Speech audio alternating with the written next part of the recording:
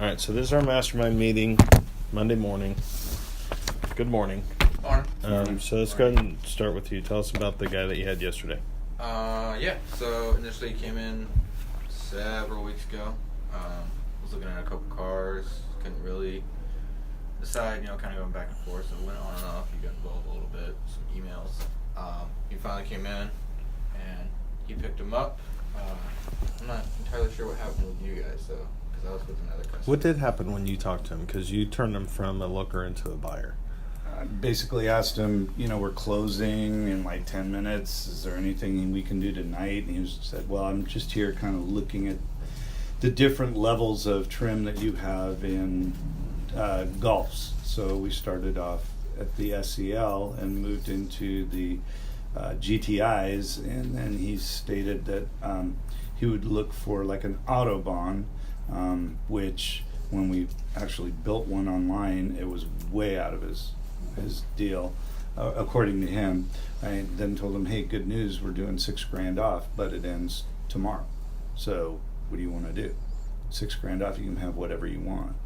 And then so we went and we looked at the two GTIs. One was an S with the Scotch interior, the plaid, and then the other one was a SE. Yeah. And then so he initially committed that night that he wanted the SE, so I moved it off, put it in detail for them to start, and then that's when the next day he no-showed for the appointment. I called him again, never heard back. I had him call, and then he responded to him and said that he wanted to flip back to the S because it made more sense money-wise. And then I guess yesterday he came in, and you can follow up on that, and he stayed with the SE. So I just tried to create a sense of urgency and tried to give him every opportunity to buy right now. And in this case, the sense of urgency was the discount, the fact that it discount last the next day. We're not getting any more. There you go. Yeah. So yesterday when he showed up, what happened? So we got into a different S just to feel the interior and everything. Give him a good solid chance to listen to the sound system for what he listens to look the sound a little bit. And then hopped into the SE, which was already parked up in here because it had been through detail. Hopped into that, went over the features, little differences. I guess ultimately decided that the interior feel, the leather and everything was worth that little price tag. However, yeah, he listened to the Fender audio, liked it a lot better, and decided to roll with it. So. The 8 speakers, right? Huh? The 8 speaker audio? 8 speakers and the sub and the little spare tire. Did this one have the subwoofer or no? Mm-hmm. It did? Yeah. Was it the SE? We didn't exchange checks. It's SE and then the Autobahn, right? Yeah. So those two will have the Yeah. premium. Yeah, the subwoofer okay. is Yes. really That's nice the way in those cars. that we do it. I wasn't sure. It was weird that when we got into the car, the sub and the bass wasn't like at 0. It was at like negative 10. Nobody's ever At negative 10? Yeah, and then the mid and the treble were turned to plus 10. Okay. And I was like, No, okay, pictures, yeah. because he started playing music. I'm like, okay, something sounds weird. And I went to the settings, and they were just I'm like, okay. Yeah. So I They traded it. leveled it out so everything sounded decent. Right. It was just funny though. I've never seen it before. Like, who does that? Okay, so we talked about the other day, moving closer to pain or closer to pleasure, depending on the decisions that are made. So basically what you guys talked about was, is it easier to go A little less money. Yeah, is it better to go less money with less features? Does that bring you closer to pleasure, or a little more money and more features, right? And so I think that's probably one of the best things that we've actually talked about, because it makes bigger decisions seem smaller, and basically what it comes down to is what's important to you. Is the pain of the higher payment more than the more equipment, or is the pain of the not having the more equipment better than the less payment? So, okay, cool. And then we, figured it out and went pretty smooth over that. Did the whole write-up and everything. did numbers enough, and away we go. Yep. All right, cool. And then yesterday you made some phone calls. Yeah, so yesterday was, for me, that is. It was really kind of like slow, nothing really going on. But I did make 2 phone calls. One was from this lady that came in. She was looking for something cheap because she had gotten in an accident or something like that, and she was just looking for the cheapest used car in the used lot. And so then we went on a test drive and everything. She really liked it, and she really needed the car to handle the hills up in Magalia. And so I introduced her to the sports mode, and so she came back, or after we were done, she said that she was expecting a bank or a check from Sierra Central, and depending on that, she'd go based off the car that we were looking at. And so I was like, okay, that's fine. Gave her my card. She left, and then I did a follow-up call to see where she was at. And so, that's when I called her. I called yesterday to check if Sierra Central, she heard anything from Sierra Central. And so left her a message on that one. And then I called the other guy that came in looking at the $30,000 car and was expecting 24 out the door, and just left him a message and just telling him where he's at, that if there's anything I can help him with, I'm always here. So when you're making phone calls, and I think this is a big deal too, is you have to kind of have a plan before you pick up the phone, and if possible, share additional information. So like with the TIG1 guy, it might have been a good idea to say, hey, we're doing this special promotion on this other car, so like he was saying, we had the $6,000 off on Golf. So you could have said, hey, it's not TIG1, but I do have $6,000 off on that car. So if you're looking for something with more amenities on it, right, for way less money, this is a great opportunity for you. Or even look at the All-Track, because we did the same thing on that one. Yeah, I probably should have brought that up, but I mean, my thought process was this car was for his wife, remember? Sure. And so I was like, okay, the wife was set in stone with an SUV. But yeah, I probably should have mentioned that. But we kind of moved her back and forth, between the SUVs though. Right, so she wasn't necessarily all the way set on just one car, if we had an alternative. And that's really the point, is having a plan for the phone call and giving them some reason to call you back. Okay.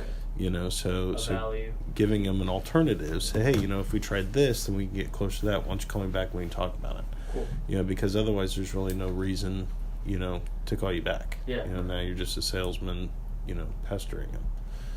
Hey, did you get any more information on this? Make sure that you have something of value to give, so that you get that call back. So knowing the situation, 1 in 24, a ridiculous number. I think. What was he basing that on? The SE T1. No, what was he basing his offer on? The 17 would have been really close to those numbers, but the 18 was dramatically more. Right. Yeah. Dramatically more. So then you would have probably just said, hey, you have $6,000 off so-and-so car, right? And then yes, you have time. Be like, okay, well, if you have anything... why don't you come in and take a look at this one, because this one would be a lot closer to the price range that you were talking about. Yeah. He made an offer, so he's going to buy something. Yeah. And if I could buy a $30,000 car for 24 out the door, I would too. And I know that if I don't ask, I'm never going to get it. So, okay, let's at least ask. Yeah. And then, okay, well, now that car's off the table, so let's go find something different. You know what I mean? Yeah. Okay, so that's probably what I'm going to do next time. And you sold a couple cars the other day. Why don't you tell us about, the first one was one from the day before, the Atlas. Yeah, that was a referral from another client that referred another person to us that we sold. So those people that referred her, they bought a car last week, and they bought a car 3 years ago from me, and then they bought another car from me with another salesperson's help this last week, and then they brought their daughter in, and bought another car within like 2 days. Which I didn't see anything of, but that's okay. And then they brought their friend in, which I ended up being on part of that deal too. So yeah, you know, it pays to treat them well, and they remember. And then still don't understand why I wasn't part of the other one, but that's okay. Yeah, we'll have a conversation about that. It's all good. So it was 2 referrals of 2 referrals from one customer who bought a car a week ago. From the So key. it's 3 cars and then their friend. inside of 10 days. Nice. All started with one set of people. Yeah. So you got 2 referrals off of that. 3. Mhm. 3? Mm-hmm. And then the other one, the TDI, that was a B-back.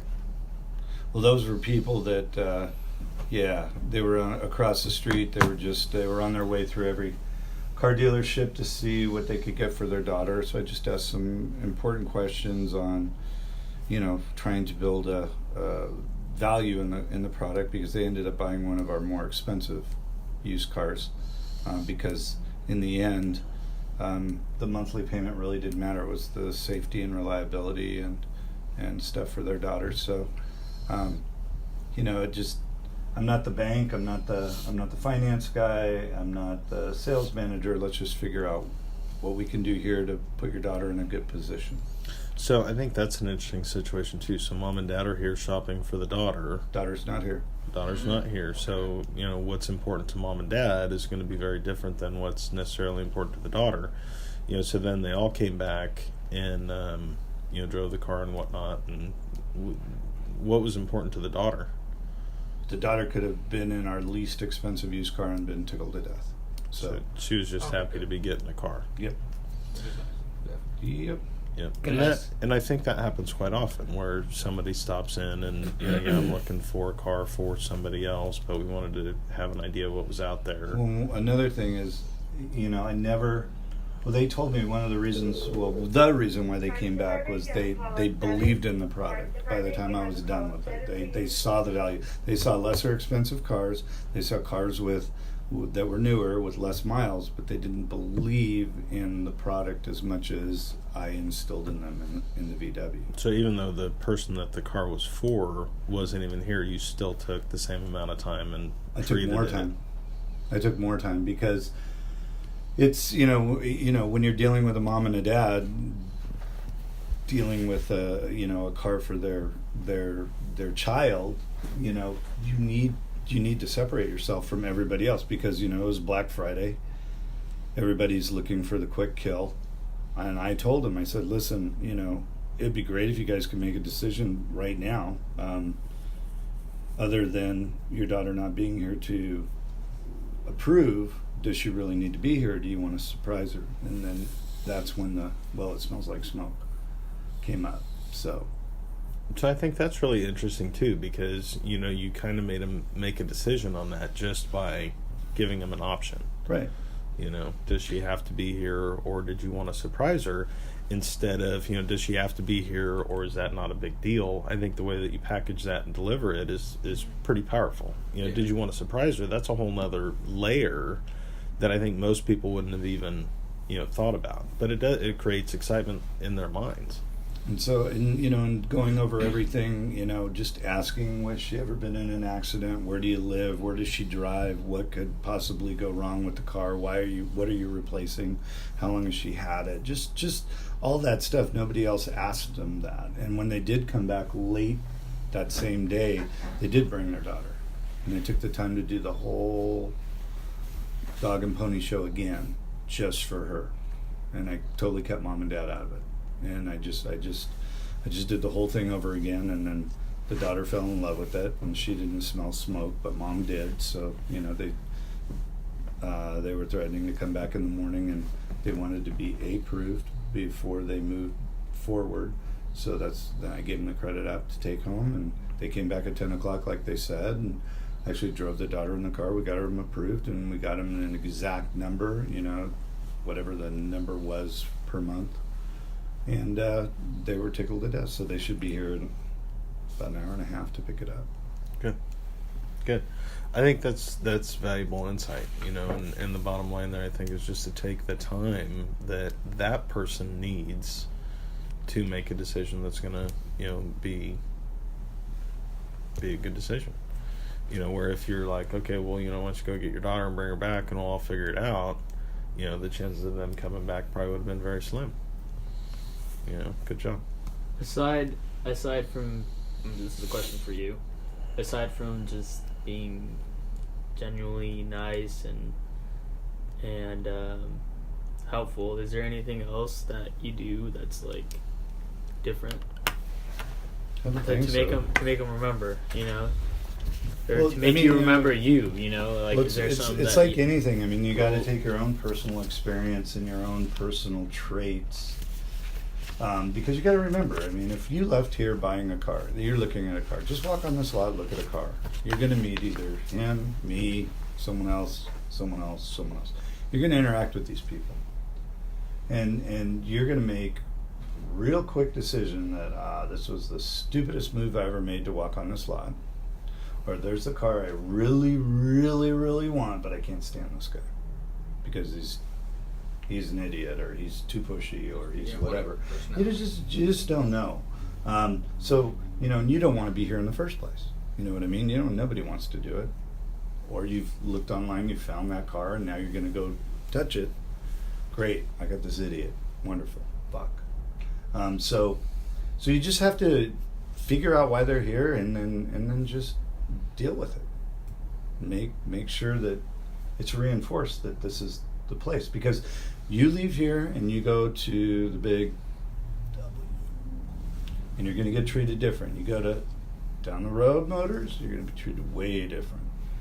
Everybody has a different agenda. And so I don't know what I do or how I do it. I just do it, and sometimes it works and sometimes it doesn't. You got to have a real short memory, because you got to forget the failures and you got to repeat the success. So have thick skin and a very short memory. That's interesting. Well, I think a big point there is begin with the end in mind, and I do that by asking questions. So if I know where I'm trying to head to, as far as the customer is concerned, I'll ask questions knowing kind of where we want to end up at. But when you let the customer answer those questions and they come to your way of thinking by their own answers, then you're not just telling them, you're not just pushing them. You're finding out what's important to them, and well, if that's the case, then if we did this, what would happen? If this happened, what would happen? What would that mean? And it really all comes back to we're here to sell, we're here to move metal, we're here to make a paycheck, we're here to make some sort of sense out of a 10 or a 12-hour day, that when we walk away from it, everybody's mutually satisfied. We've sold a car, that's the end result. Okay. But that being said, selling isn't telling. Selling is answering people's questions. There was a salesperson who is not here right now who was asked a very, very point-blank question on a $40,000 rig. What is the difference? What do I get when I move from SEL to SEL Premium? And the answer was, well, the whole ball of wax. And he goes, yeah, well, I don't need the whole ball of wax. I want to know the specific differences. So a lot of times we answer questions with a way to buy time, but the honest way to do it and the way to build value, we're never going to know everything. Mm-hmm. So if someone were to say, hey, Joe, what's the difference? What do I get when I move from this to this? You know what? There's a lot of features. Let me get you a list of them right now. And you just sit down, print out an order guide. Huh. Because the client knew more about it than the salesperson. Ray, dial 2114. And that salesperson's value was just dropping like a rock. Depreciate. Well, and we had a situation yesterday where somebody had come in to look at a CX-9, and they saw the Atlas, and they drove both cars, and they liked the Atlas, but they didn't know anything about it because it's brand new. So they're like, we're not quite sure, but that first year that a car comes out, doesn't it have a lot of issues? Nope. And I said, well, in a lot of cases that does happen, but what they've done to offset that and really put across that we're confident in this product is they've doubled the length of the factory warranty. So instead of a 3-year 36 on this car, bumper to bumper, it's a 6-year 72 because they're so confident. So, when you hear that question about, what about the little ticky-tacky stuff that happens with that car the first year it comes The out? great part about that is this is a German engineered car and not an American car. You know what I mean? I mean, this is not your Chevy Cobalt first year introduction. I Well, mean, and it's not. yeah, I mean, And the It's new not, technology. it's not necessarily an objection, but it's definitely a concern, and so we need to make sure that concern is addressed. well, it's just a reflex. It's a I can't do this now because the reason why I can't do it now is because this is the first year out. Typically, that means bad car, run. What kind of cars are you used to driving? I mean, because I'll tell you what, the last Mercedes-Benz that I bought, that was the first year, turned out to be a great car. Mm-hmm. I wouldn't hesitate in buying a first-year BMW either, or an Audi, or a Lexus, but I mean, so we're in that kind of category. We're not in this, cheap little. Here we are. We're just kind of churning it out, and they'll get all the bugs worked out in 3 years. Otherwise, you'd be buying a 3-year-old model car. Whatever, yeah. So what are you really looking for in a car? And assuming that because they have doubled the warranty, doesn't that kind of ease your mind? Does that give you peace of mind, or should I just put a little tickle to call you next year at this time so that you can come by it after they fix all the problems that aren't even there?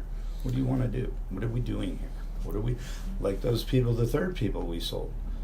When was the last time I talked to them? A year ago. Yeah. A year ago, and they still came in and asked for Dane, and I still told them that Dane wasn't here, so, but they remembered me, and we were just finished with a client, so we're going to split this deal, and it worked out good. But yeah, it's how many times do we stop and go, so what's the most important thing? Wait, what are we focusing on now? A dozen, probably. Yeah. Throughout the whole Let's thing. redirect. What is the most important? And we just kept getting them narrow, and then his big thing to me was, guess what I picked out? Guess what it has? Guess what it, blah blah blah. And it's like, good job. Be prepared for an increase in your payment, and as long as you're good with that, then I have no problem selling it to you. And then we also took one of their vehicles off their hands Right. too. Yeah. So, their garage or their driveway isn't crowded up. Exactly. With every car. So I mean, it's just one of those things. Just trying to move forward and listening to what they have to say, and then just trying to facilitate what they want to do. Because you made a good point the other day. They're either moving towards pain or they're moving towards pleasure. We're there to kind of keep a symbiotic relationship, because we are going to go for the bump. We are going to steal their trade. We are going to make them pay more because I want to make a paycheck. But, how many times do you hear people, I don't want to go home with 2 car payments. Okay, what if I made one of them for you? And that's how we sold the other one. Mm-hmm. I don't want to come up with any money down. Fine, write a check. I won't ask for any cash. Put it on a credit card. Give me Bitcoin. I don't care. Being able to reason your way through problems is, I think, one of the most important aspects of this job. But I think the pain and pleasure analogy, I think it makes it a lot more simple to think your way through that, and then giving yourself a few seconds to think about what your response is going to be. So when the guy yesterday said, well, isn't the first year a car comes out, isn't there a lot of ticky-tacky type stuff that I got to worry about?